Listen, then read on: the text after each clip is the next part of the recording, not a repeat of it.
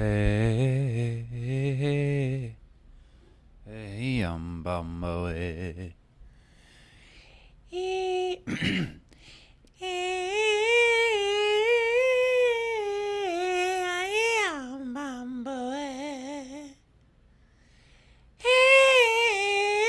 What's up, everybody? Welcome back to another episode of On Death and Smile, the world's #1 podcast on death and smiling.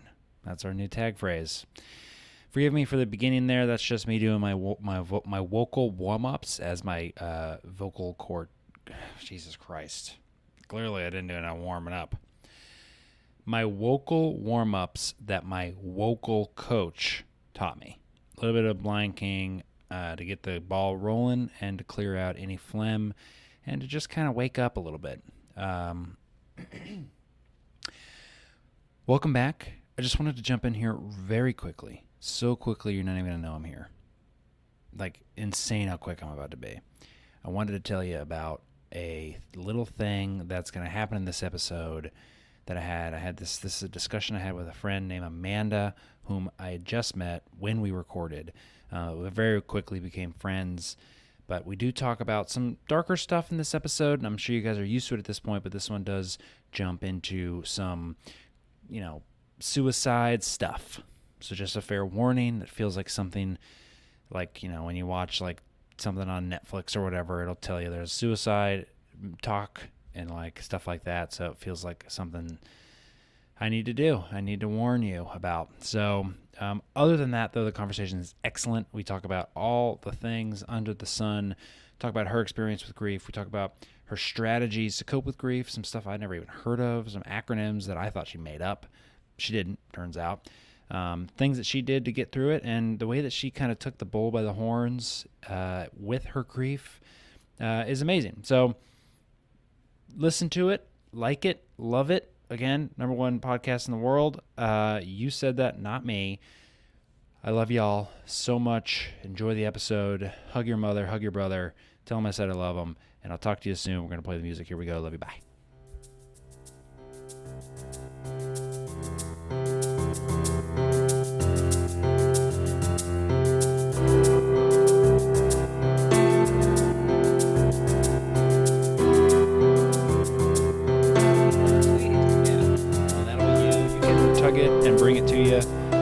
However you want and get comfortable with it. Like that thing, that whole arm will extend and it's durable, so don't be afraid to manhandle it. Wow. Is this going to be one of those things where you hate to hear your voice being replayed? Some people feel that way. I fucking love my voice. Wow. I especially love it in the microphone. So not narcissistic at all. No, I don't think so. I mean, you should like your voice. Yeah, that's fair. It's cool too because it isolates you, so you hear it and you hear like the nuance of your voice. Some people like, do you know Sammy? What is her last name? I know of her. We have mutual friends.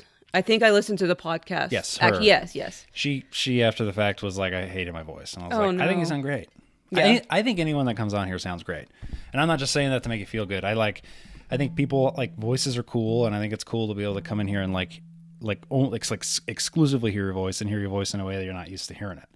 Yeah, so, that's true. Yeah. That's a good perspective. I think people, like, hate their voice because they, like, feel everyone's insecure. So I feel like everyone's just like, I hate what I said. Like, I had a guy come on here, Cannon. I don't know if you listened to that one. Yeah, I did. He rocked. I thought his story was awesome. He was like concise and to the point, and everything he said was like exactly what I wanted him to do without me having to guide him. Mm-hmm. And after the fact, he was like, I sounded like a dumbass. And I was like, dude, you rocked. I was like, you sounded great. Yeah, it's you're vulnerable talking about this stuff. So if you're able to even just be here, I think that's great. Yeah, I think so too. Mm-hmm. Well, thanks for coming on. Yeah. Can I tell you a little bit about like myself besides all being a trauma baby mama for a little bit? Yeah, absolutely. I am Amanda. I'm 30 years old. I have a partner, husband, Weston, who you've met before. Mm-hmm. Piper, we have an 11-year-old rescue. Oh. Yeah, she's great. My hobbies, I love to road cycle. I'm a big mushroom forager. I like to weightlift too, garden, knit and create my own clothes, cook, baking, and I am RuPaul's Drag Race #1 fan. That is a great summary of me. Yeah, perfect. Knit your own clothes. Yeah. Is anything you're wearing knit by you? No, sad. Dang. I know. It's all like fast fashion looking. Lululemon. Yeah. That's cool. What kind of clothes did you knit? Like all articles? Sweaters, tops, dresses, hats, all that good stuff. Nice. Yeah. I'm going to check something real quick. Yeah, go for it. Because sometimes I screw it up and things are wrong, but I think we're perfect. Okay, sorry. I guess my first thoughts are, how are you doing? My first question is, how are you doing? Because it sounds like your dad was kind of more recent, like within the year or a year plus? A little, like maybe 14 months, but I kind of, relative in a year. I'm doing okay. All things relative. I feel okay, all things considered, honestly. That's great. Yeah, I've done a lot of inner work. Jumped right in, and it's really paid off. What does that mean, inner work? Like, how would you describe that? Ooh, I did some really intensive therapy for about 6 months. Immediately after? So my dad passed September of 2023, the end. So I had October and then the holidays. Fun. Yeah. And, I kind of like blacked out. I don't remember very much of the holidays or those first few months. In January, I already have a therapist, worked with my therapist, and we noticed some PTSD symptoms. We knew, grief is going to be present after someone passes, especially someone close to you. But yeah, we noticed some PTSD symptoms, and I felt ready after the holidays. I was like, let's just get this behind us. Like, let me kind of start fresh. And so we were able to jump in and do some therapy, EMDR therapy, which is movement rapid desensitization therapy. Are you familiar with that? I've heard of it. Nice. Not familiar. Yeah. It's really, really cool. Very hard. It's not fun. What makes it hard? It is a type of exposure therapy. You are exposing yourself to talking about your traumas and reliving your traumas while having working on your brain reprocessing those memories. Because in PTSD, your brain or your memory gets stuck on a loop, and your brain's not able to process those memories.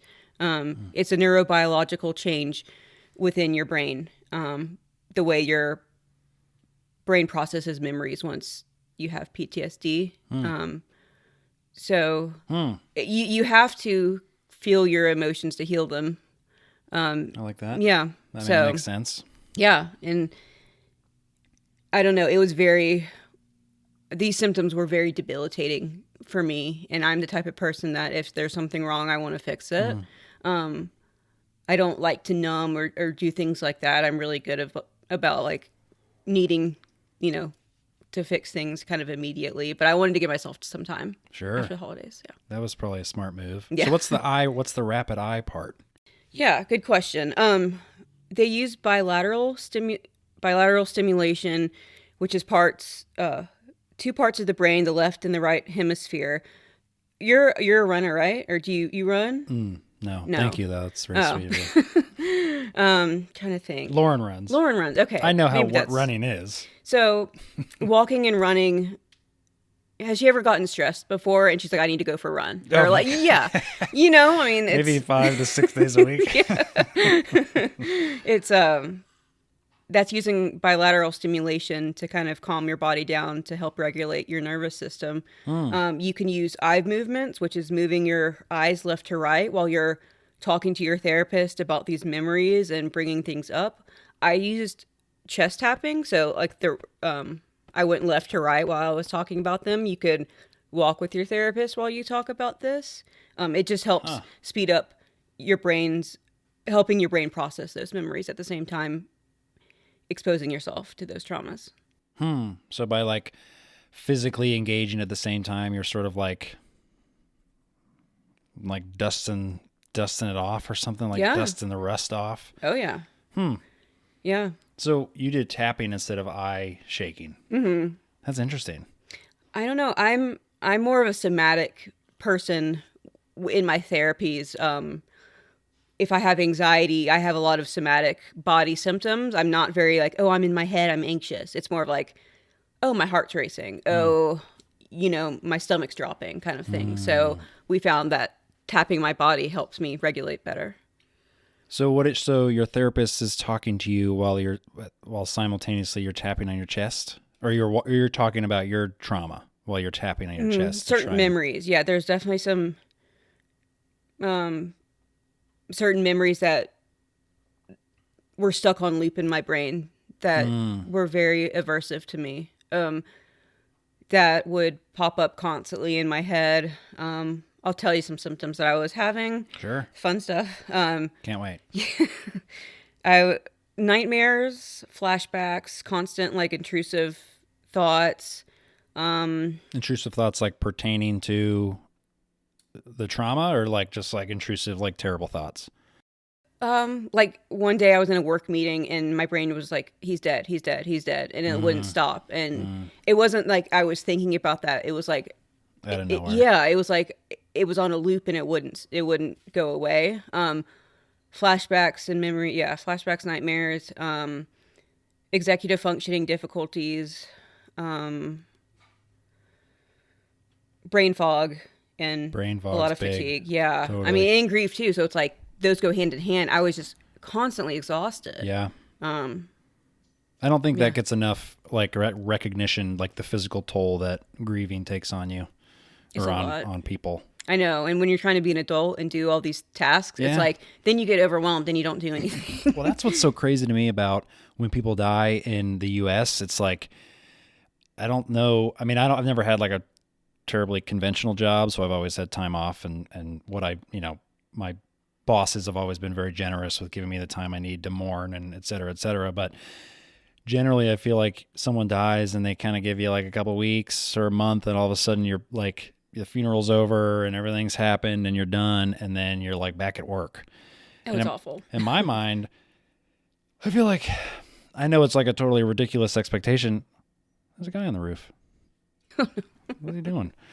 But I feel like it should be like 6 months to a year of not being off of work, but like 6 months to like re-engage. Cause I feel like when someone dies that you love and that you're close to, it's like you're also dying. You're also like, or you're being like, you could compare it to being like injured.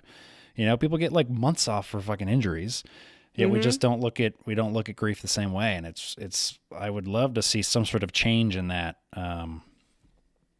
allowing people like proper time to heal. Totally. And I'm lucky enough that I was at a company I was at a company long enough to offer FMLA. So I think it was November. I was like, I can't do this. I can't even send one email. So he died in September and you were working in November? Or probably I think I took a week off and then I was right back in it. Oh my God. And I was like, that's crazy. Yeah, my brain wasn't working. I couldn't do anything. No.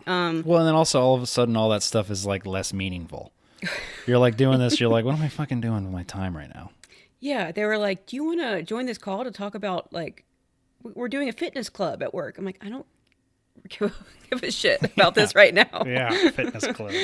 Cool. Yeah. I'm like, okay, what does this mean? Yeah. So FMLA helped me a lot and I'm still on it. I just re-upped. It's helpful if I have any flare-ups. Flare-ups? Mm-hmm. To talk about that, what's that mean? Like a PTSD flare-up? Or like what do you mean by that? Yeah, good question. So now with my mom having cancer, when I come back from home from her infusions, I kind of crash a bit, like emotionally. Sure. And it kind of brings me back, not to the PTSD, but almost sort of the grief feeling that I had when my dad passed, just kind of my body shutting down. And I'm not very productive at work. And I also take off for therapy. I still have therapy that I go to every other week. And it's helpful for me to like take off on work on those days. Totally. So I could process things and not just be like, all right, I talked about something traumatic and let's go back to work. Right. Well, and that's also like the expectation I feel like here is this like pull yourself up by your bootstraps, like attitude, whereas like it's okay to like not be okay. Yeah. Like, we don't have to like, you don't have to like rub dirt on it all the time. You know? And I feel like a lot of people all the time are going through similar things. and no one gets any credit for it. Yeah. And I don't think like, I feel like there's like a fine line like of teetering between like letting your trauma like turn you into like a puddle all the time versus there's like somewhere in between like being a little baby bitch about it all the time and pulling yourself up by your bootstraps. There's like a good balance between those two things, you know? Yeah. I happen to fall into like the puddle part.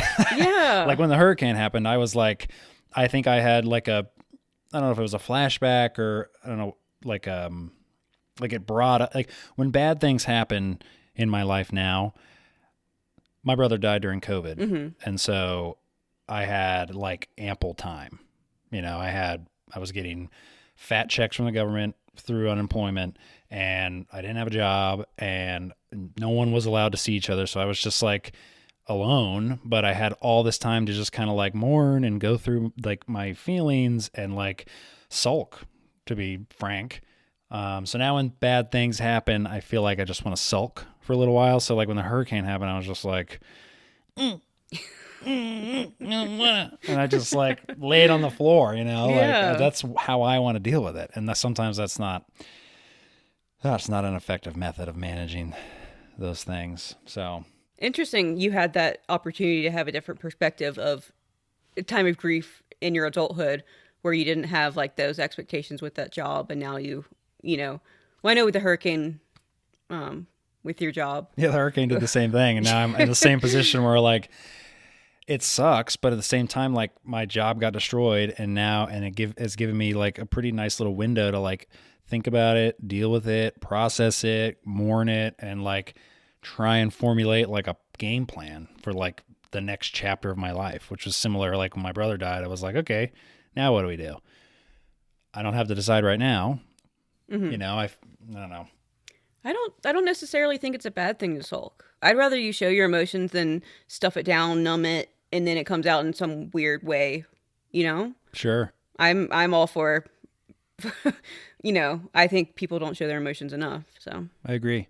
Yeah, I mean, I like to sulk. I think there's something like satisfying about it. It feels like it feels necessary for like my process.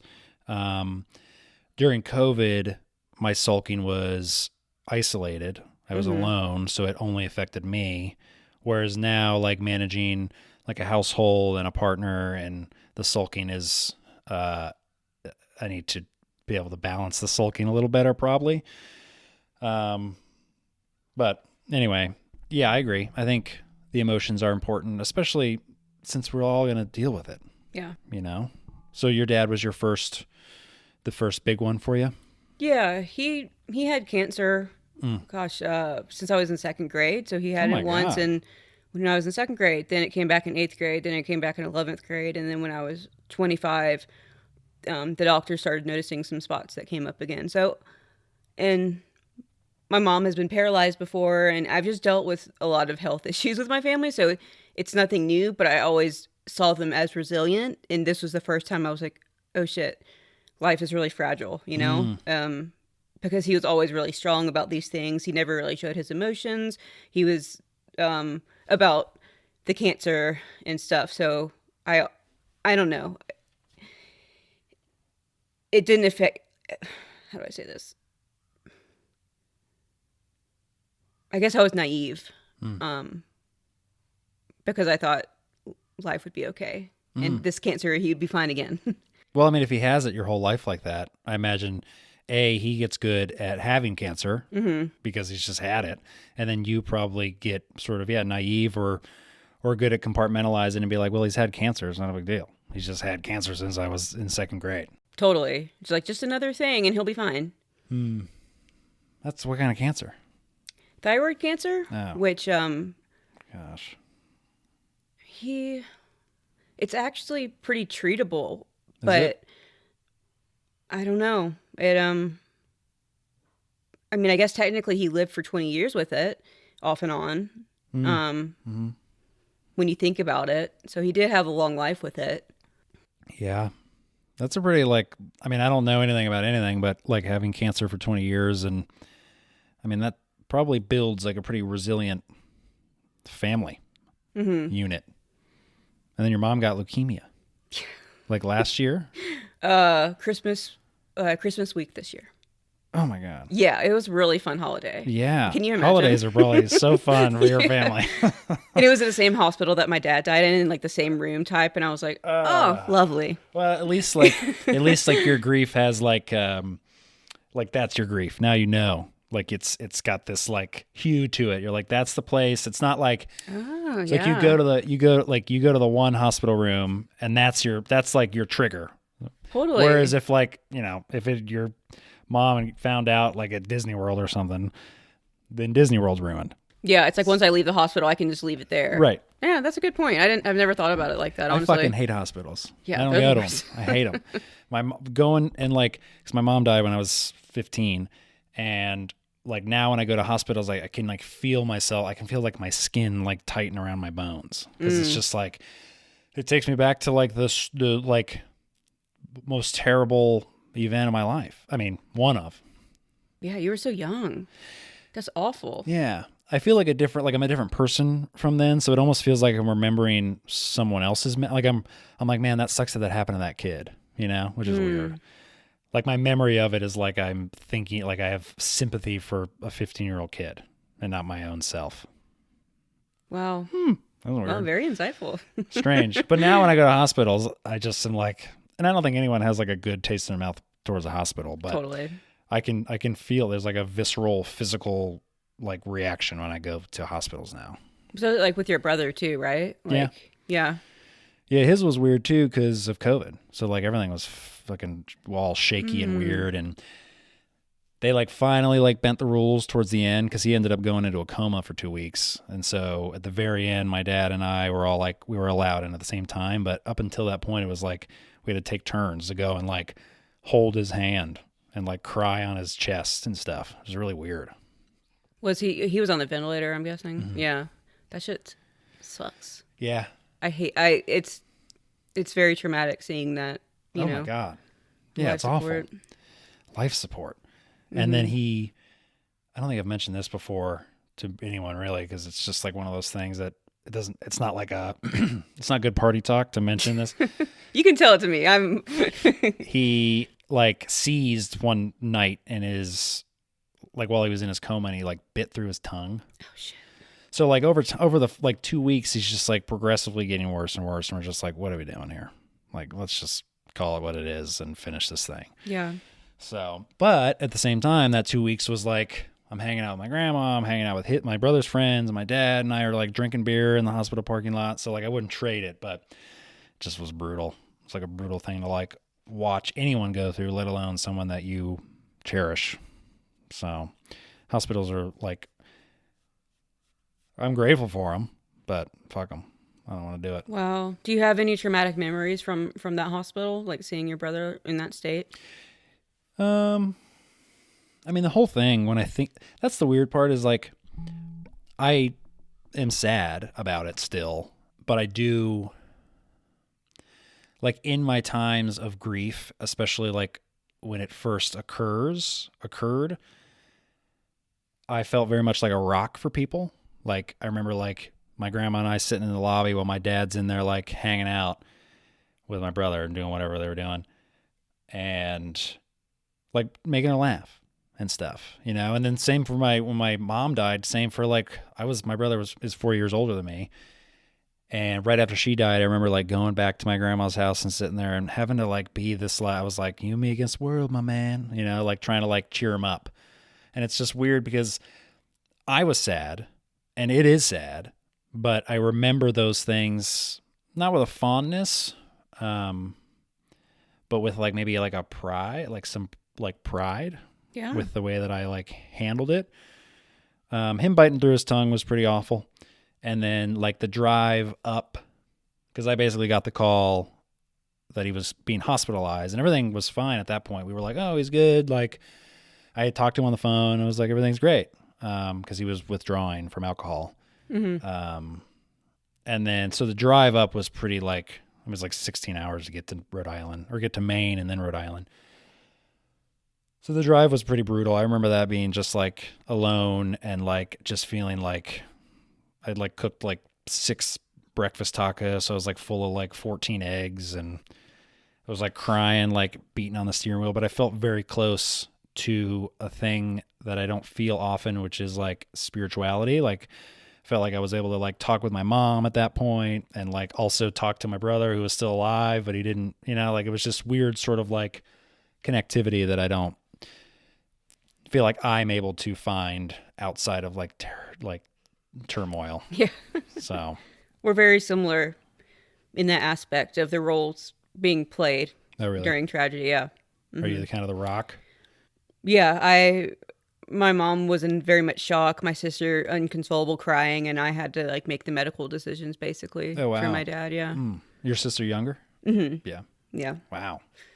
Yeah. That's big time. I kind of changed into the head of the household pretty much overnight. Yeah. So my dad collapsed. Well, he was in remission. Let me tell you that first. He, in June of 23, he was in remission. Great. Like, totally. That's just what my dad does. He defeats cancer, and he's, doing his thing. And then 2 months later, my mom calls me like, your dad collapsed at home. And we're like, okay. She's like, yeah, you need to get down here. So I rushed down 4 hours. He's unconscious. He's in a coma, and they find out that he has bacterial meningitis, which is an infection of the brainstem. He's in septic shock, so all of his organs are shutting down, and he's on 3 forms of life support. So the ventilator, the bear hugger. I don't know if your brother was on that. It's like them regulating the temperature. It's like a special blanket. Okay. It's like when they can't regulate their temp. And one other one I can't remember. Yeah, and then he started to wake up, and then we noticed that he was paralyzed from the neck down. And, he has a ventilator in. He's awake. He's conscious. But he basically has locked-in syndrome. He's not able to move his body. He's only really able to move his eyes to communicate with us, especially since he has that ventilator in. And I think that's one of the most traumatic parts of my memory. I think if he had been able to talk to me, it would have been a little bit less traumatic. But yeah, that was screwed up. And then he was for a total of 11 days in the ICU, and on day 9, his meningitis is getting better, and we're like, okay, well, he's still paralyzed. Like, what's going on? They find a huge tumor on his spine that has paralyzed him permanently for the rest of his life, and that he'd be hooked up to a machine, conscious and fully aware for the rest of his life. And I had to be the one to tell my dad this, and to tell him that we were going to take him off life support, because previously in his will, he had told my mom that, hey, like, if I'm ever alive by artificial means, please take me off. But it was different because he wasn't in a coma. He was fully aware and awake of what's going on, and he's also not able to talk to me. So there are people that are like, well, you got to say goodbye to him. But I'm like, yes and no. Like, I got to say goodbye, but it would have been nice to hear him say something back to me. Oh, my God. Yeah. So, yeah, we took him off life support, and that was really... really tough. So there are a lot of traumatic memories within that I can't even believe I was able to get through just that too long didn't read version. But yeah, it was pretty heavy. Yeah, that is heavy. Mm-hmm. And so you tell him this, and all you get is like a blink back, or what does that feel like or look like? He looks really defeated. Like he's like, kind of like giving up. My God. Yeah. That is rough. Yeah. Yeah, and I often have or when I was heavy into the PTSD, I was having flashbacks of that. His face, either on the ventilator, or sometimes he would be in pain, like trying to get that ventilator out, trying to talk to me, and it's just all screwed up. And yeah, that's awful. Yeah, I mean, we gave him some morphine when he was taken off life support, and he passed pretty quickly at like 3 minutes because he couldn't breathe on his own. But when you're in the ICU for that long, I'm there from 7 a.m. to 7 p.m. for 11 days straight because he can't advocate for himself, and things were changing so much. They said he was the most critical one in the ICU at that point. I didn't have really time to process what was going on. And then, after he passes, then I start having these immediate flashbacks, nightmares, and I didn't know what was PTSD and what was the grief. So I was kind of dealing with things at the same time. Yeah. Oh my God. Yeah. I can't tell if it's a traumatic story or, if it's traumatic for me because that's just my dad, or if it's like kind of. I mean, I would argue that's pretty traumatic. That's like an intense thing to have to deal with. Yeah. And have to like be the one communicating with him and like making the call. That's big time. Yeah. I couldn't imagine having to do that. My dad was thankfully the guy doing all that, and I was just kind of like on the sidelines, like cheering everybody on. So, but that moment, I mean, that like they call it like that death rattle. Imagine you. Mm-hmm. That 3 minutes was kind of rough. Yeah, I laid on his chest and like heard his heartbeat until it stopped. So. Oh my God. Yeah. I tried to stay strong for him. Like the difference between my sister and I, she's very like wear her heart on her sleeve, which I love about her, but hysterically crying and doing all this stuff. And then I was just like, hey dad, like what's going on? Just like, I didn't want his last memories to be so depressing. I was like, I have the rest of my life to grieve him and to cry. So I don't want for his last moments to be kind of quote unquote ruined by this. That's pretty, intuitive or something of you to be able to think that in the midst of all that. You're in that survival mode. You're kind of go, yeah. Then you crash. Yeah, you for come like off a year and a half. I basically crashed. Yeah. So what was that like? The year and a half? You did the PTSD, EDMR stuff. Yeah. You feel like that's something you would recommend to people? It sounds like. Oh, 100%. So I started in January. By April, I had 50% of my PTSD symptoms gone, and then by July, about 90%. Wow. Yeah, and the important thing is the sooner you can get in to these type of therapies, the better. I'd say it's kind of like smoking. Okay, it's easier to quit after 1 week than it would be after 12 years of smoking. Sure. Once it becomes a habit in your brain, I feel like it's probably harder, but it was the most life-changing thing that I've ever done, and I'm proud of myself for kind of jumping in because it's not easy to face those traumatic things and to talk about those things. Well, it's not easy from like a personal standpoint, like being able to motivate yourself, and it's also not easy like dealing with insurance and like pulling the funds together to deal with it. Like that's been like one of my biggest hurdles is just like trying to like have the money to be able to pay for therapy, and I'm a big proponent of it, and I think everyone should do it, but it's expensive. It is. There are big barriers to therapy. It's weird. Money-wise, yeah. Yeah. So I definitely recommend EMDR. I think the best thing you can do is, the best combination would be to have social support, EMDR therapy, medication as if needed, and then talk therapy. I do not recommend just talk therapy for PTSD because you could basically just be exposing yourself to trauma without reprocessing them. So it's just like you're exposing yourself, and it's like, well, what are we doing to help your brain? Right. So the PTSD symptoms were nightmares, flashbacks, like all things you would feel if you had been in like Vietnam or something. Yeah, it's crazy. It I didn't think I would. I mean, I've dealt with trauma before, like, but nothing this intense. Yeah. Yeah, the flashbacks. I also, so like 1 in 3 people with PTSD end up trying to attempt suicide.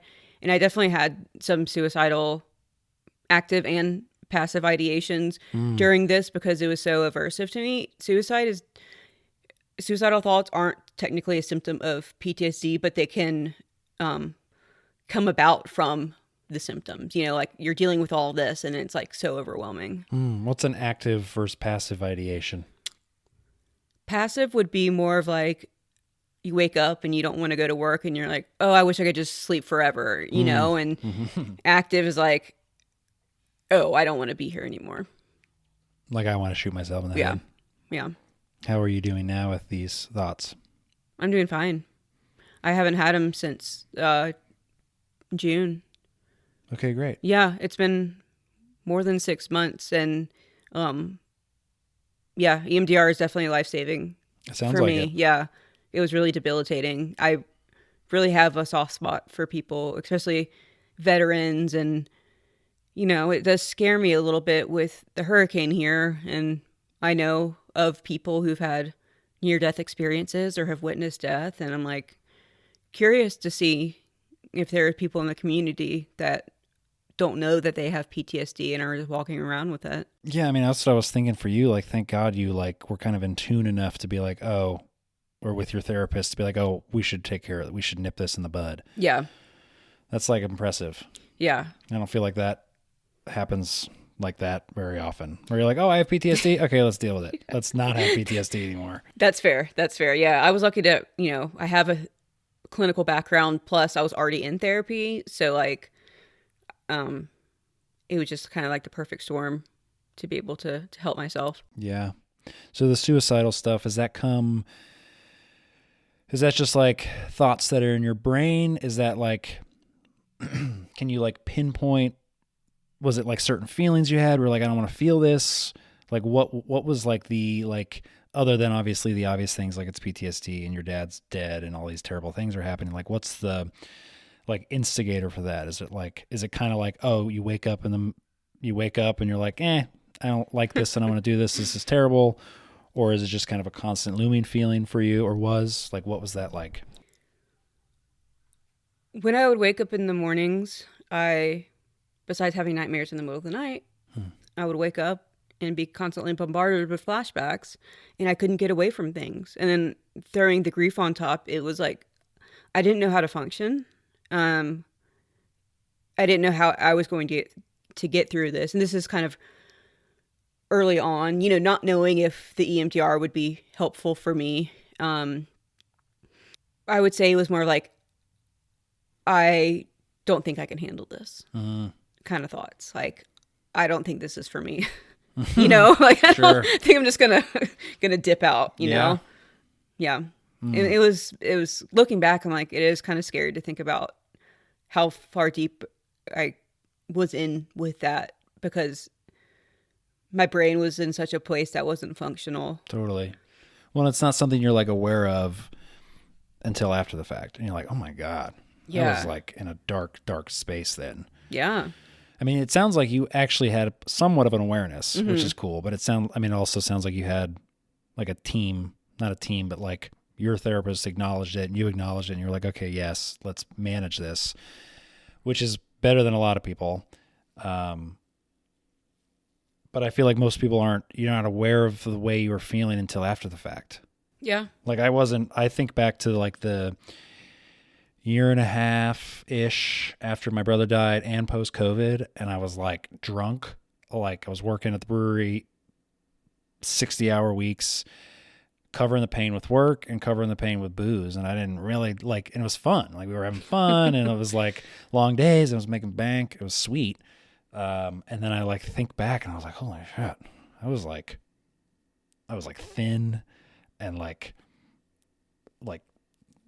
not well. Like I wasn't doing well, and I was never taking the time to acknowledge the fact that I wasn't doing well. And then after the fact, now that I have like color in my face again and I'm like healthy again, I like think back and I don't like regret anything, but I'm like, man, it really wasn't until I met my partner that I was like kind of my eyes started opening a little more and I started like truly feeling things again. And even that was like a long road. But for me, the like suicidal like ideations and the thoughts in my brain and really just the overall thing was just like, I had feelings where I wanted to like tear my skin off. I like had like pain.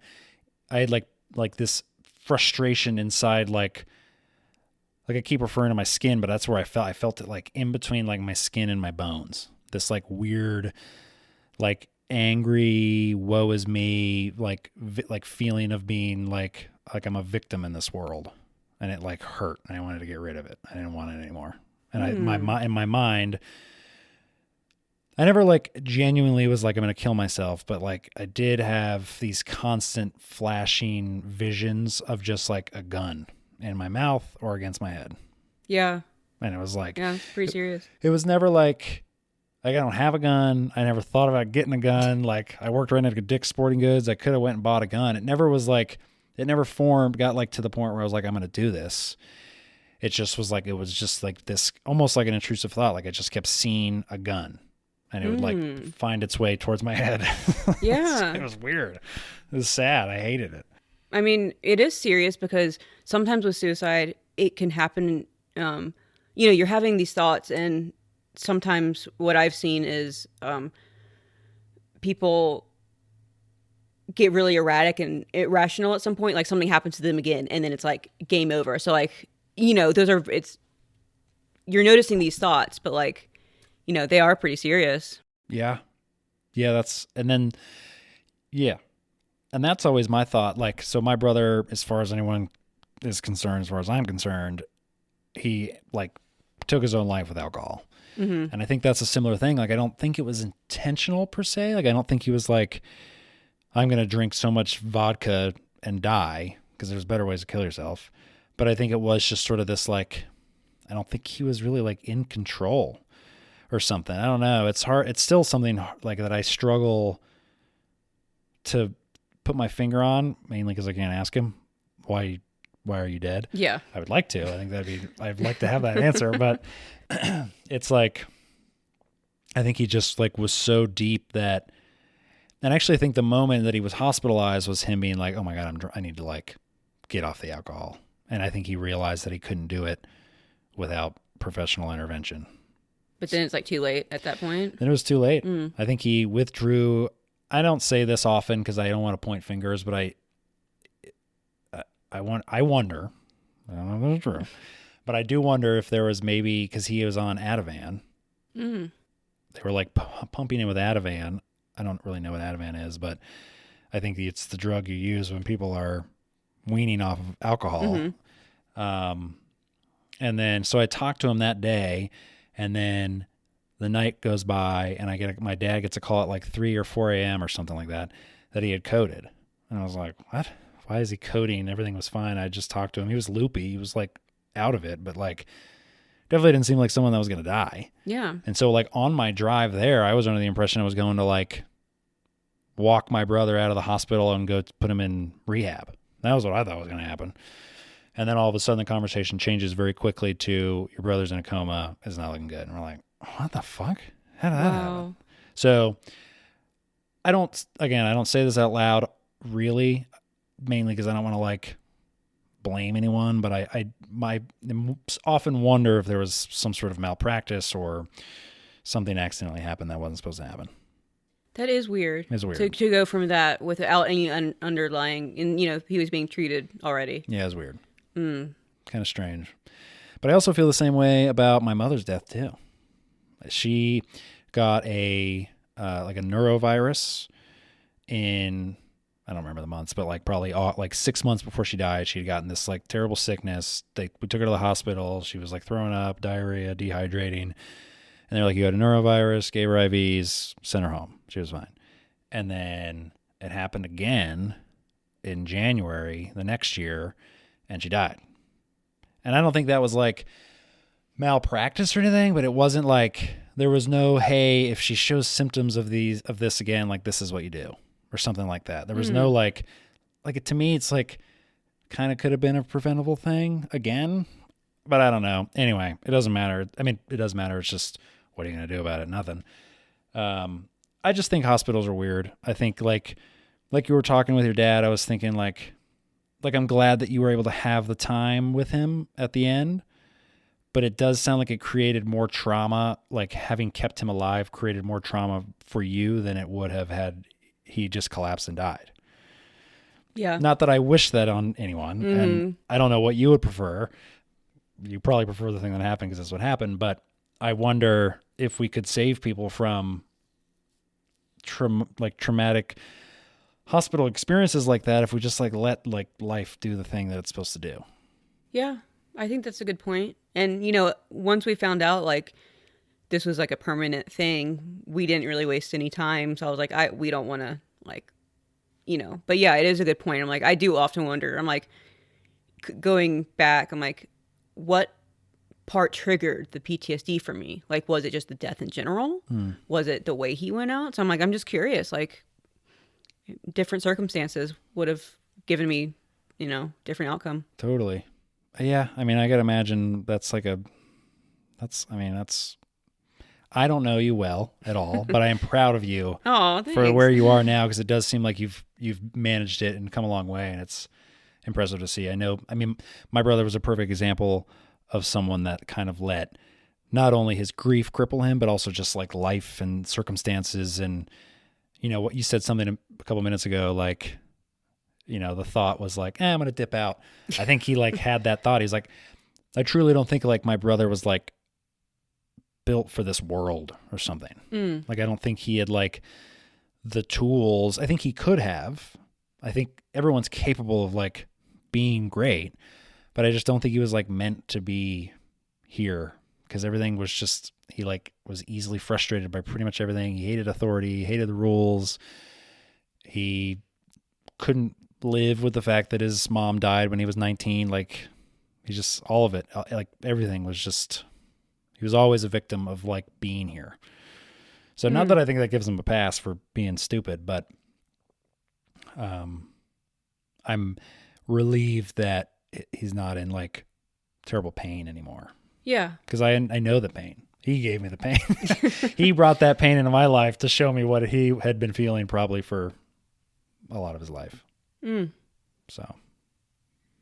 Yeah, I mean, we are born here without our permission. So I know. it's not like we agreed to be here. So, yeah, life is hard. And you said something a minute ago, maybe in reference to your mom, about life, like how you kind of had like an awakening. You're like, life's fragile.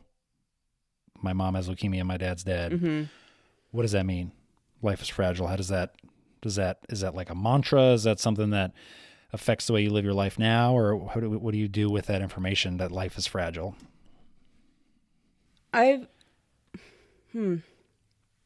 Yeah, good question. For me, I think life is fragile for sure. Yeah. And I like to think that it affects the way that I choose to be, but I often wonder, or I just don't know that, like, I think if I meant it when I said life is fragile, and I was like, life is a fragile thing, I think I'd be like in the Bahamas. If I really meant it, like I'd be somewhere tropical, I'd be in Thailand, like fucking off. Yeah. And like enjoying and getting massages and living on like $10 a day and like taking advantage of the limited time by being somewhere beautiful. Not that where we live isn't beautiful. I love it here. But I think like if I truly meant and felt and believed that life is fragile, would I be doing the things that I do now, right now, every day? So I wonder because for me, my thought is like, okay, life is fragile. I've experienced tremendous loss in my life, and that has totally changed my trajectory. It's changed the way that like I think and behave and interact with people and the world around me, 100%. But if I really was like even look in the mirror now, and I still don't believe I'm like going to age. Like I still have that like 18-year-old mentality where I'm like, I'm going to be youthful forever, So like, do I really believe that life is fragile? Or do I like to just say it because it is like true and it means something? And how much does it really mean? So I wonder when I hear other people say that, like, is that something that you feel like influences the way you go through life? What do you do with the information that life is fragile? I guess I've just felt, looking back, I've been naive a lot. I've been privileged enough that when tragedy has happened to me, things go okay in the end. And I've never had back to back to back to back, just constant blows, to me that like I haven't really been able to catch a break for the last 14 months. And, losing your parent at such a young age, I'm like, I don't know. I felt privileged enough not to have to deal with that kind of trauma so early on. But I don't think I experienced the true feeling of life is fragile until, all these tragedies started happening to me. I used to think, oh, everything's fine. Everything, will be okay in the end. And sometimes it's not. Well, you're going to be okay. Yeah, I am totally okay. You're right. I'm in a great place. My mom has had her couple infusions now, and I'm doing fine. Is that looking good? Depends. She funny. So she was in the hospital and she was diagnosed with an autoimmune blood disorder. So her body is attacking her own blood cells, and they're like, okay, why is this happening? So they did a bone marrow biopsy and found out she has smoldering leukemia, and she's doing 12 infusions, and they'll see how she goes. But about 1 in 3 people with this type of leukemia end up having more aggressive types of leukemia, and what she has is not curable, it's treatable. They say she'll either die from it or die with it. So I'm actually okay right now. It's kind of an optimistic outlook. Yeah, and I'm not trying to read it. You don't read on the internet, because you see my dad's in remission and then 2 months he's dead. Yeah. You can't look at things like that. Everybody's case is different. And I guess life is fragile. Going back to that, I always thought my dad would be alive for a long time too. Like, my grandparents are still alive. They're 90 years old, his parents. And now I'm doing things a little bit differently now that my mom has cancer. Being a little bit more helpful in the way I do things with her, interacting with her to check in. Beforehand, I was like, oh, my dad's fine, but I'm sure it would have been nice for me to check in a little bit more often with him and stuff. Sure. Yeah, I think that's one of those things that is pretty common, and you hear time and time again, is like just checking in a little more. Mm-hmm. Like putting in that time. Like, I wish all the time that I had just put in like a little more time into I don't know. I don't know if I wish it, because I did put a lot of time and energy like into like my brother, but if I knew then what I am aware of now, which is the fact that he was die at the age of 28, I probably would have called him more and visited him a little bit more. Totally. So I think that's a good way to see life as fragile, like implementing that without actually needing the cause, Yeah. To like call your dad or call your mom, regardless of whether, or like without needing someone to die to inspire you to do so. Yeah. Life is fucking weird. Sure is. It's a tough thing to do. It's the hardest thing I've ever done. So your partner in all this, how is he doing? Good. He's been really supportive. Good. We kind of had to talk through like maybe what grief would look like with me for a little bit. Had he grieved, or has he grieved in his life? No, he's been pretty lucky on that front. Lucky bastard. I know, right? God. He's just a sweetheart, and he's been really supportive of me and been really patient with me, which I really appreciate. I have a great life. I have a good partner and job and friends, and I'm doing okay despite the last year. Yeah. That life has handed to me. Yeah.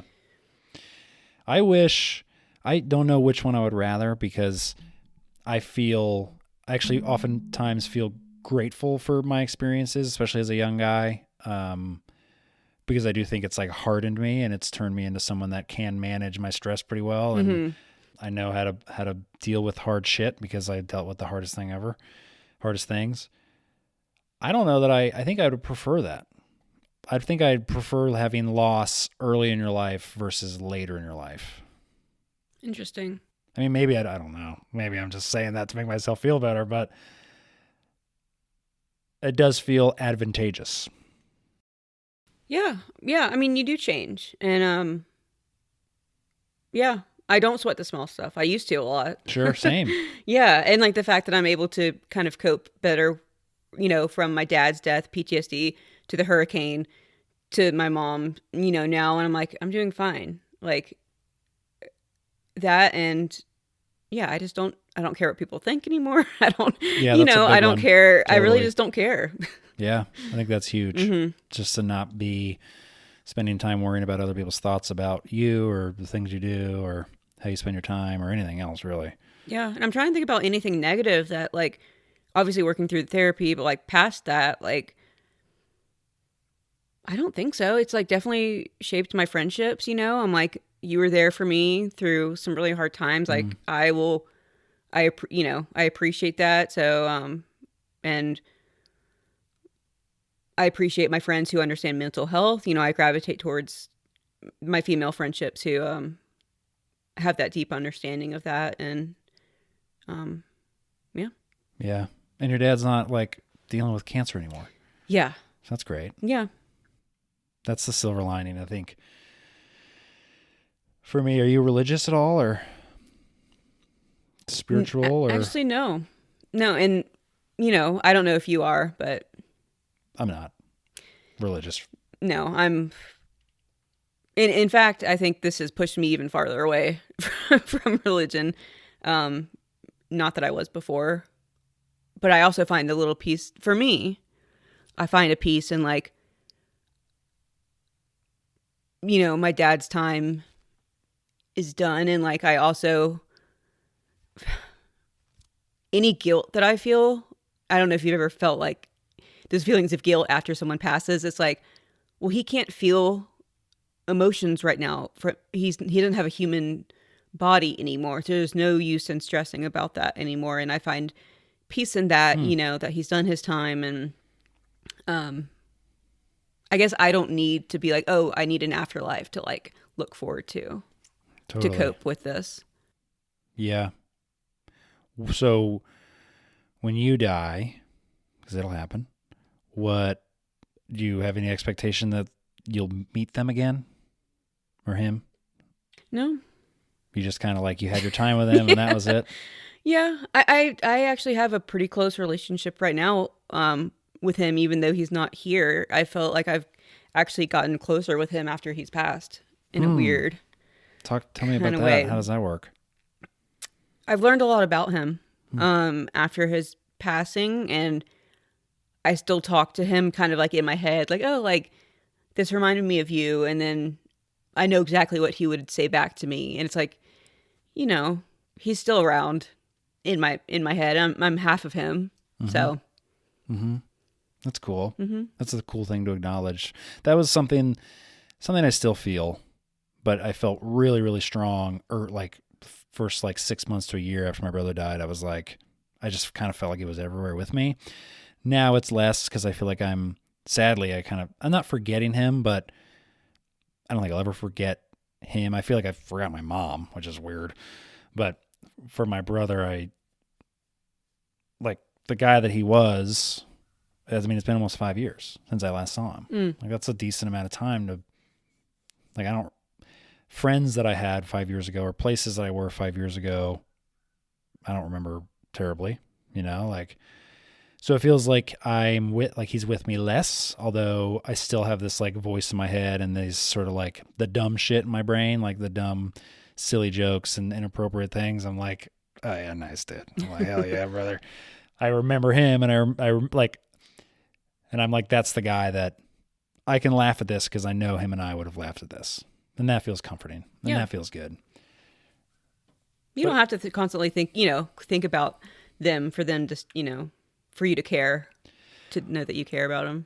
That's something I've been thinking about lately too, is this like almost this feeling of, this is going to sound weird, so bear with me. Almost this feeling of like envy towards people that have lost people recently. Because there was a really magical, I use the word magical neutrally. Okay. Because it wasn't like magical, whimsical, special. Like it was like magical in the sense that it did feel like there was magic happening. Because grief, I think, is this like really powerful drug that like blasts you off and all of a sudden you're like tripping for a little while. But there was this magical, like, these feelings I had where like I could cry on a dime, which is not the greatest thing, but like I like the release of crying. It's nice. I felt really close to my brother. I felt close to all my family. I felt like I was very in tune with him, even though he was dead. I felt like I was like communicating with a dead guy in a way that I have lost now. And so maybe envy is not the right word, but I do have this like thing where I'm like, I don't miss it because I don't want to deal with all the other baggage that comes with grieving. It is a little bit of envy. I'm like, man, I remember what it was like to be like freshly mourning someone, but there's like a weird thing. There's like a weird energy about it that you don't get in other things, like in any other emotion. Grief is like its own thing that I think is like a really special thing. Like it's a really intimate, unique thing. Like you're saying, that has created a new relationship with your dad that you didn't maybe had before, but now it's strengthened. Mm-hmm. Like, that's weird. Yeah. How's that even possible? That's crazy. Mm-hmm. I hope that you maintain that. I think that's really awesome. I hope that your dad is like on your side forever. I think that's so cool. Yeah. I think now that I'm past, the nightmares and flashbacks, I can have kind of replace those things with more positive memories and think about him without being like, oh, I can't think about that because that'll trigger things, know? That has been helpful. But yeah, I mean, you frame grief in a very interesting way. I've actually never heard it framed like that, but it's almost like you're saying grief to you is more like a comfortable enemy. It's like, Mm-hmm. Grief to you is like comfortable, but it's not always wanted. Totally. Well, it sucks. Yeah. At the end of the day, it's terrible. Mm-hmm. But from it, I think you're a great example, and I feel as though I'm a great example of kind of coming out of it. I'm better than I was. Mm-hmm. But the moments, like the 6 months after my brother died, I was like high as a kite, I think. I truly think that I was like tripping or something. It was so weird. It was like with my mom, it was like she died. I mourned pretty heavily for 2 weeks. Like I just kind of like did my thing, wrapped myself in like a blanket and cried. And then I kind of came out of it and I was like, okay. And then I totally changed everything I was doing in my life and started going to the gym, became friends with people, which I hadn't had, ran for class president and got it. Like I was like kind of a loner loser. And then all of a sudden I wasn't. And it was because I was like, it was the life is fragile thing. I was like, what am I fucking doing? I'm like, this is in theory, what everyone says, I'm 16 is the best time of your life. I'm going to get up and I'm going to like make something of myself. And I think had my mom not died, I would have stayed on loner trajectory. And then I wouldn't, who knows what I would be doing now. But with my brother, it was like this long, like high I had where I could like, then I was doing like the solo podcasts all the time and like not thriving, because when I think about like some of my other habits, I was like, not the greatest time of my life, but I was connected. I was like in tune with like my feelings and my emotions and like a guy that wasn't alive anymore. Like I was truly able to like communicate with him in my dreams, through the podcasts, like et cetera, et cetera. And it all sucked. And I don't want to like glorify grief, but I think I think magic is the word. There is like this like sort of weird magical element, good or bad. It's like it kind of changes the chemistry in your brain, and all of a sudden that like, I'm not a religious person by any means. I didn't grow up religious. I actually was like identified vehemently as an atheist for most of my life until my brother died. And I was like, ooh, I think there's something else going on here that I did not give any credit to. And I don't think it's God. I don't know what it is, but there's more going on here than I thought. Interesting. I think the brain is really powerful. And I think whether an afterlife is real or not, I think the brain is powerful enough to create something. There's like drugs in the brain. There's like drugs in the brain that like, I think when I die, I'm going to like skyrocket and see my folks, see my peeps. I like, and I don't believe that, like even when I say it, I'm like, that's so stupid, but I still think that's so stupid, but I like believe it in a part of me that like can't articulate. Like I just kind of feel that. And that was the sad thing about the suicide feelings I used to have. It was always like, well, that's the way to get there. Like if I really miss my brother that much, that's how you find him. Dark stuff. Wow. What do you think your suicidal thought served as a purpose for you? I mean, I don't know. What does it serve for anyone? It feels like the answer. When you don't have any other answers or solutions to the adverse feelings and sadness and the feeling like we were saying, like grief you don't talk about it. And so I felt very alone, and I was like, well, as far as I can tell, the one way to like not feel these things, other than to just feel them, like it sounds like the EMDR, EMDR does for you, is like, let's get out of here. Yeah. Let's blow this popsicle stand. I'm proud of us for talking about this. It's a very taboo topic, and I think people get scared away from talking about it a lot, and even farther than grief. You know, grief is already in its own category. And it's like suicidal thoughts are just, you know, kind of don't. People like to hide away from that because a lot of stigma. A lot of stigma. Like you're weak or something. But it's like you said, we didn't ask to be here. And so like, and I especially didn't ask for like my circumstances. Like they're frustrating. Yeah. You know, like it's frustrating to be a 16-year-old kid, like with the dead mom. Nobody wants to be that guy. That was like dumb. I hated that. It was lame. That's so sad. I know, it was stupid. Aww. And I made the best of it. And I think I sympathize and feel more bad for me then than he did for him then or something. But yeah, it's like, you know, nobody wants to like, you don't want to have a dead mom at 16. You have a dead mom when you're like 50. Yeah. Or whatever. So, and that's kind of the lingering thing for me. Like here's a weird thought. Listen to this one. I have almost been, what is the month or what is the year? 2025? I have almost been alive longer without her in my life than I was with her in my life. Wow. Have you been tracking that, or you just kind of noticed like the farther away you got from that? She died when I was 15 and I just turned 30. Yeah. So I'm like, happy birthday. I was hoping you were going to say happy birthday. Oh, sorry. Just a little zoned out from talking about trauma there for a little bit, dissociating. Yeah, no happy birthday here.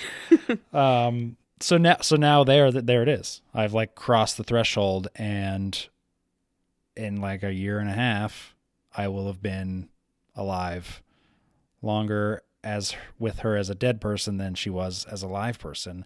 And then before you know it, like I'll have just like, she won't even, I mean, even now in my life, she's not someone that has any concept of my life or anything, or like, she's just, I don't know. Yeah, it's weird. It's a weird thing to think about. Wow. And that will happen to you at some point when you're, I guess 60 or 60, 29. So I guess 58. Yeah. But that's rough because I don't even want to say this, like she missed a lot of like, you know, graduations, just the milestones. Totally. And I don't know. That seems really difficult. At least like I was an adult. You know, it's just, I just can't imagine. Yeah. To be honest. Well, and then just anything really, like, you know, you don't have kids. It sounds like you have a baby, 11-year-old puppy, doggy. Grandma Piper. But like, you know, if you have kids and you get married, you're married? You're married. He went to your wedding. He did. And I have a lovely video of him from making a speech at our wedding. Oh, that's great. Yeah. That's amazing. Yeah. But when you have kids, anything, you get like the career move, or, you know, you move to this place because of this, or like whatever happens, or you get a new degree, or anything could happen. All of these milestones will continue to happen. And now your dad is just this different character in it. And he doesn't see it, or he does, I don't know, but he doesn't. Like, you don't get to celebrate with them, you know, and that's just shitty. Yeah. So that's why, like, I feel like it's important to talk about grief, because it's like, I hate like the whole, like, the thing that drove my atheism even harder when I was a teenager was like this whole, like, she's in a better place now conversation. I'm like, fuck off. I'm like, what about me? I'm not in a better place. Like, good for her. Great. My mom's in a better place, but I'm still fucking down here trugging along. You know, like, it's like grief should be talked about. We should be able to like be frustrated by it. Cause like, again, we didn't ask to be here. We didn't ask to participate in this. I love my life. I've come a long way. I feel very happy to be like a participant in most of the things that I do, but it still doesn't, like, I feel like I deserved more. I feel like I deserved like a mother and a brother that aren't dead by the time before I was fucking 25, you know, like, that's not really, I hate to say the word normal, but that's not, like, at least in this day and age, that just doesn't happen very often. Yeah. Sucks. Yeah. So I like to talk about it. I'm glad that you like have come to talk about it. Mm-hmm. And I think it should be something, and that's kind of the whole idea with this is just like, let's just talk about it. Yeah. You know, like we're all going to deal with it. Whether you're fucking 16 or 29 or 75, you're going to mourn and grieve. Maybe you'll have the tools for it. Maybe you won't. But like, it does suck. It sucks when it sucks when you lose someone. Doesn't matter how old you are. It's like a sad thing to deal with. And really, you don't have any jealousy of like, you see like a 50-year-old like mourning their mom, and they're like, well, like you had a full life. Sure, I would love that. Mm-hmm. I would love, like the holidays come around, and everyone, like, when I was working at the brewery, people bring their families around and their mom and stuff, and they have this like fun relationship with their mom. I'd love that. Mm-hmm. I'd love to pal around with my brother, but I can't. Yeah. So like jealousy, I don't feel. Yeah, I mean, maybe jealous. I'm probably a little jealous, but like, I just attach to other people's moms. I fucking love other people's moms. I love them. I want to be hanging out with moms all the time. I've been able to fill that spot by just treating people's moms with love. I love when I meet other people's moms, and like for like the holidays, I was just with another family, and I just latch the mom, and I treat her the best I can, I love that. I want the moms to be like feeling good and special, because moms rock. Yeah.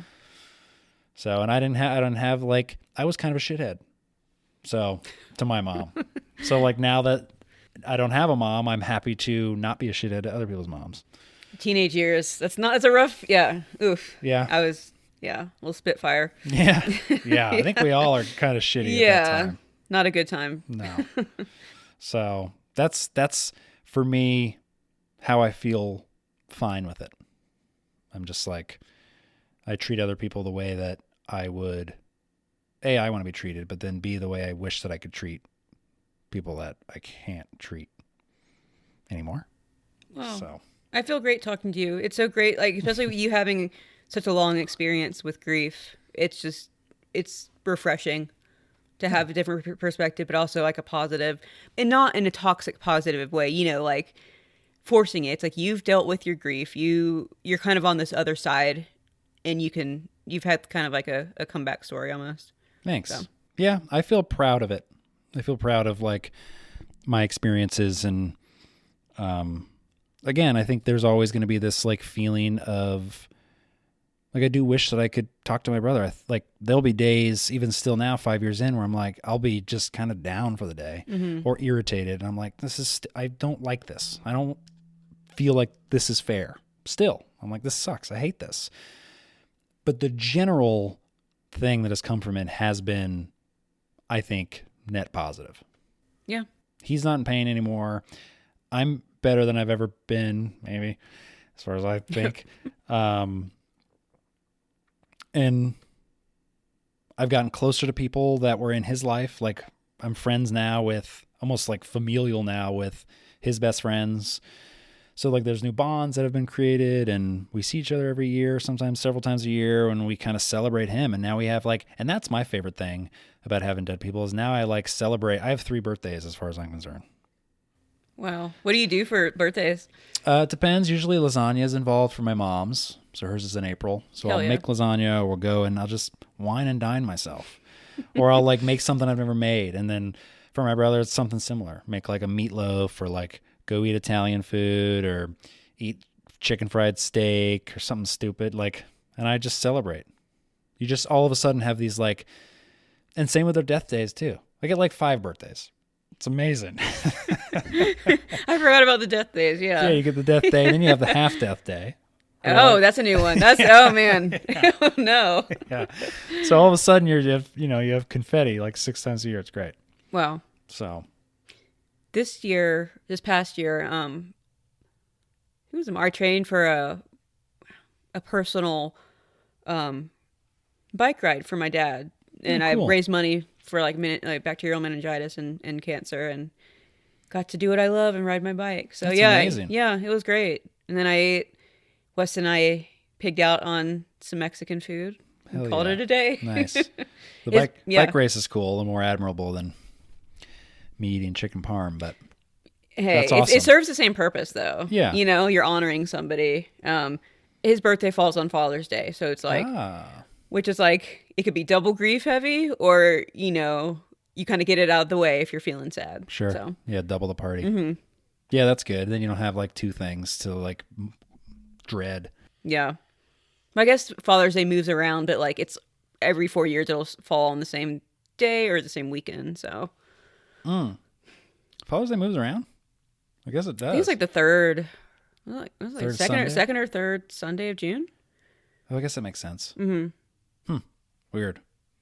What was your dad's name? Scott. Scott. Yeah. Cheers to Scott. I know. What a sweetie. He was a great man. Yeah? Yeah. That's good. He was like big into voters' rights. He volunteered at the polls. He made sure, you know, minorities had a voice in voting. He volunteered as a mentor to kids who didn't have any good role models in school. So, you know, he'd show up to their games and help them with their homework. He worked at he got his bachelor's in double bachelor's in history and political science and his master's at University of Georgia in political administration. He worked. Whoa. Yeah, I had a lot to live up to with him.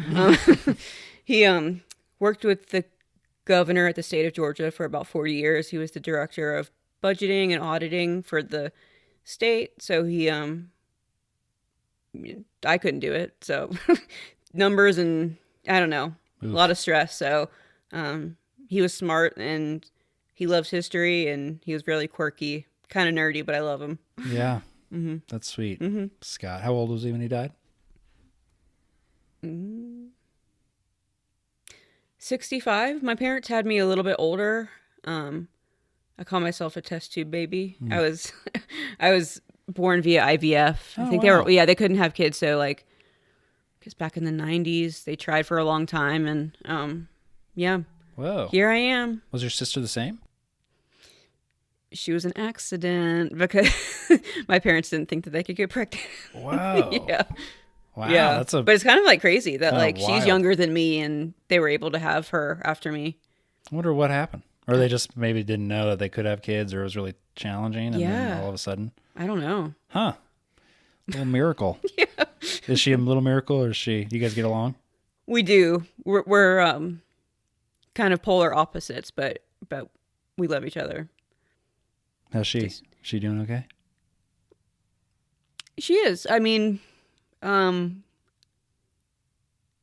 she definitely has still some trauma. Like when my mom was in the hospital, I was there with my mom the whole time and she couldn't even come in because she was having like severe anxiety because, you know, of my dad's stuff. So there's definitely things that she could work on. But I am proud of her. I think she has stepped up in her own way. You know, she's always been my little sister. It's always Emma. You know, she's little and, you know, poor her and stuff like that. But she's really kind of stepped up and I'm proud of her. That's cool. Yeah. She live here? She lives in West Midtown in Atlanta. Okay. Yeah. Cool. About like 35 minutes from my mom's house. Okay, so she's a little closer. Yeah. She's kind of the point person or? Yeah, which can bring a lot of stress. Totally. You know, and I hate, you know, I try as much as I can to kind of travel down and stuff. But it is hard for her too, you know, her being the one. My mom's partially disabled too, so she can't really walk well. And then on top of this, it's like she just needs a lot more help than maybe, you know, and she's a widow. So it's like she's alone. She can't really help herself. And there's just a lot of stress on my sister's back. So I try to alleviate that as much as I can. Yeah. I think that's something I'm grateful for is not having to do that. Mm-hmm. Like my people have just kind of left and that was shitty and impromptu, but at least I didn't have to like, I'm not terribly afraid of death, but I don't like the idea of like dying, like doing chemo and all that stuff sounds really hard to be either the person that's dealing with it or the person that's like the chauffeur or the, you know, the point person for it. It's just like, it's a little much, isn't it? It's a lot of work. And then you're just kind of like constantly in this like stress zone of like, will she, won't she? Yeah. Which sucks. She's not in like great health to begin with. So it kind of like, I don't know how treatments will go, but I'm going to keep an open mind. Yeah. You know, like you never know. So I feel like being in Asheville is my little cocoon. Sometimes maybe maybe I do it on purpose or maybe not, but I'm like, it's very easy for me to kind of forget about some of my home life, my family life stressors when I'm here. I've been able to kind of compartmentalize, like, oh, when I'm here, I can kind of get in my rhythm and stuff. But when I'm at home, you know, I'm a different person. I'm like a helper and caretaker kind of. Yeah. That's helpful to be able to compartmentalize. Yeah. Used to not be able to, but I just, you know, I have the energy now to, you know, do things like that. Did your sister do any EMDR or therapy or? She's in therapy. I'm not, if you can tell, we're not very good communicators in my family. We're like, we'll send each other memes and TikToks, you know, funny stuff, but we won't constantly talk about that's a language. Our issues. Yeah. Yeah. It's language. Like, I love you. I love you. We're going through something. We know we are, but like, yeah, I probably should check in with her.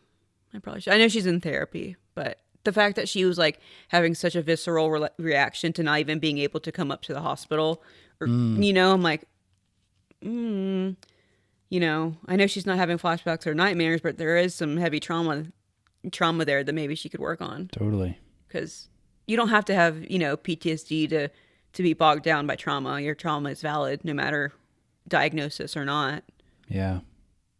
Yeah. Call her on your way home. Yeah. Yeah. I'll do that. Yeah. Call her now. Oh gosh. I want to do that someday. Oh my gosh. I want to introduce like calling people on the pod. I think it'd be fun. Yeah. Someday, not today. Not today. not Emma. No. Well, so what else you got? And I don't mean that by like, let's force conversation. I mean like, if you were to have, I mean, I feel like you've conveyed a pretty good message and I really appreciate it. And I think it's awesome. And I'm impressed with you. I think it's to be able to like pull yourself up by your bootstraps and like kind of take care of your shit and mourn in a really healthy way. That's cool. I think I think if this episode does anything, I would love for it to be like an advocate of that. Yeah. So thanks for wanting to be here. It seems like that was part of the inspiration, was kind of wanting to share some of that. Yeah, for sure. PTSD stuff. And, but if there was anything else you wanted to share or things that you would want to say to our millions of listeners, what would it be? It doesn't have to be amazing or profound. I just like to give people a little last words platform. Well, I guess just if anyone's listening is experiencing any symptoms that they relate to me, please, like, I would love to, you know, get in contact and, you know, connect you with some resources or even be like a point of social support. I definitely felt really isolated because I don't know who's going through PTSD and grief at the same time. Like, obviously grief's so isolating to begin with, but it would have been nice to have someone that I could relate to in that situation. Happy birthday. I'm going to leave. Thank you so much. With you. Big 30. Yeah. Nice. We're about the same age, so. Nice. Yeah. No, and I'm not all depressy trauma all the time. I'm a happy person. I just had to get through some sticky shit. Sticky shit. Ew, that's awful. Yeah, that is gross. I'm so sorry. No, I mean that's a good way to mention and talk about grief, as it is sticky shit. I didn't think that it smells and you can't get it off. No, it's terrible. No, but do you want to share? In the show notes, I can share your Instagram. Yeah, if you want, let me know. Yeah. Or whatever your like preferred method of, because you probably don't want to give out your phone number, but if you wanted people to actually reach out, Instagram seems like a good like shielded way to do it. Yeah, for sure. Cool. I'm here. Sweet. Yeah. Awesome. Well, I think we've done like a little over an hour. That's great. I didn't cry. You didn't cry. I know. This has been the biggest exposure therapy. I almost cried when you were talking about your dad. I was close, which is rare. Really? I was like that because you painted a terrible image. Thanks. But it was like, that's a lot. Yeah. That's like a really terrible thing to have to deal with.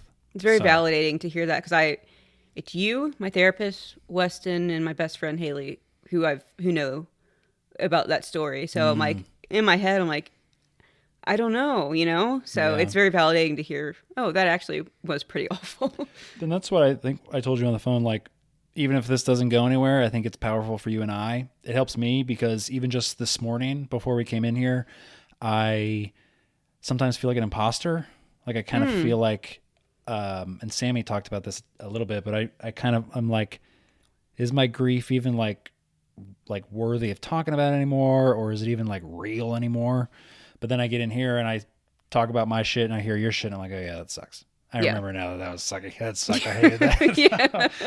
So that feels, I think validating is a good way to put it. It is and I think that again, the grief conversation should be a little louder because I think validation is crucial. I think like to feel like you're not like sick with something, which is often what I feel like grievers are made to feel like they like have this weird illness and you like kind of talk about it hush hush and it's weird. Yeah. It's like people think you're contagious and like you're covered in like sticky shit or something. No. Oh no. Well, Amanda, thank you so much. Yeah. Thank you. Sweet. It was a great talk. Yeah. Appreciate it. I think it was really great. You think it's nice up here? Yeah. Sweet. Love it. I would get your photo, but my phone's down there, so we'll get it on the way out. I don't have to. I can put something else up. It's kind of like when the episode comes out, it'll be like the thumbnail. Gotcha. We don't have to. Or you can send me a photo. Or I can put something up. I can get AI to make me something. We can talk about it later. Yeah. Yeah, we'll chat. We'll figure it out. We'll chat. Sweet. Sounds good. Cool. Headphones start to squeeze my skull. Yeah, it's like it kind of forgets they're on there. What did you think?